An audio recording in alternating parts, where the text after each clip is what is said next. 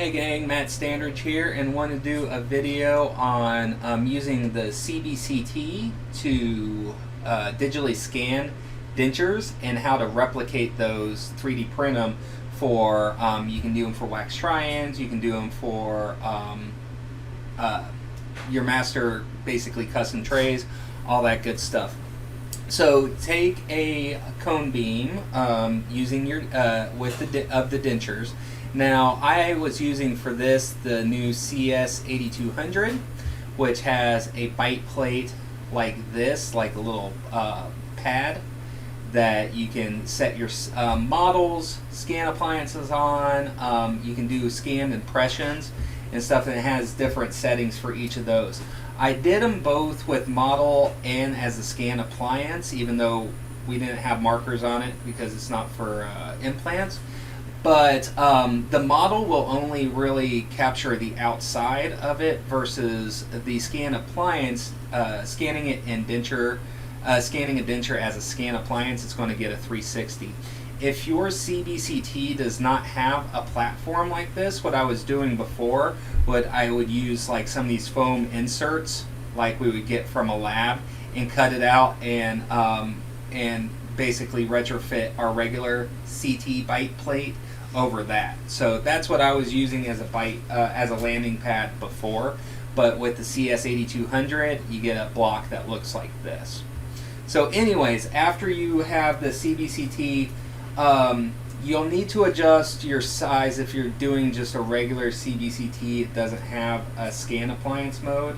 Our voxel size that we used here was 150, our KB was set at 80, and our MA was set at 2.0. So once you get that, you export the DICOM folder, DICOM files and all that. Here's where we can use BlueSkyPlan. And so we'll start a new project and we're going to go to model editing. And we're going to import the patient CT scan. Now we can only do one at a time here, or that's the only way I've done it just yet. So I'm going to import the zip file here. Hit OK. And I just do them one at a time, like I said. I'm going to crop this down so it's just less scan data.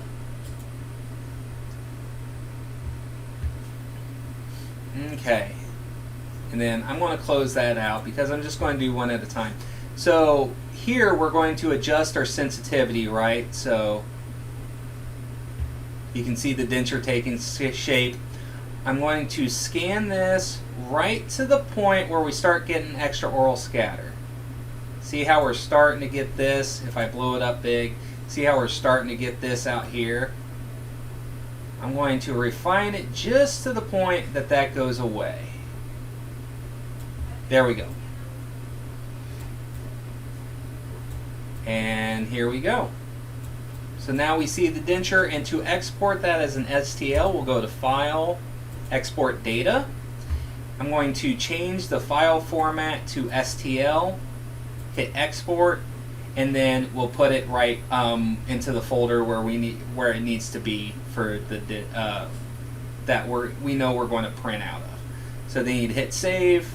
It would do its thing, and then I'm going to be printing these up using Sprintrays.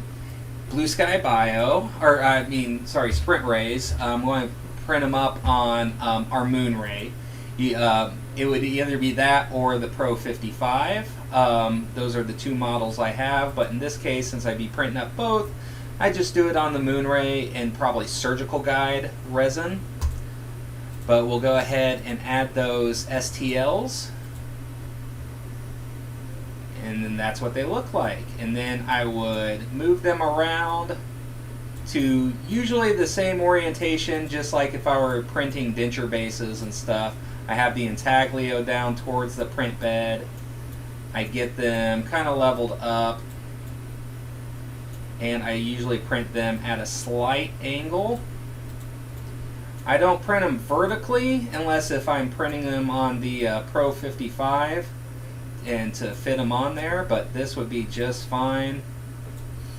Then we'd hit supports,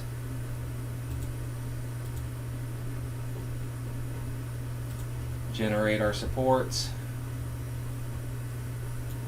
And there you go. So here I would print these out, and you can either do a try-in resin or a surgical guide resin is what I would use here. And so basically they create a custom tray. You could even, if you wanted to do this all in one, she's not, this patient is not firm financial wanting to move forward on a new set. She just came in today for a consult. We went ahead and just scanned up her denture, so if she was wanting to move forward, we could. But if you were already for sure wanting to move forward, you could take their existing denture, you could add wax to wax them up. So basically add wax to open the bite back up and restore them back up to normal function. And then you could do a master impression on the inside of this using like Impergum or VPS, and then scan all of that together, and that becomes your wax rim and your master impression all in one. And then you could go straight to try-in from that. So I just wanted to show you guys a little bit of video on how you can use your cone beam to digitize dentures and help your digital denture workflow. So hope you guys saw value in that, and take care.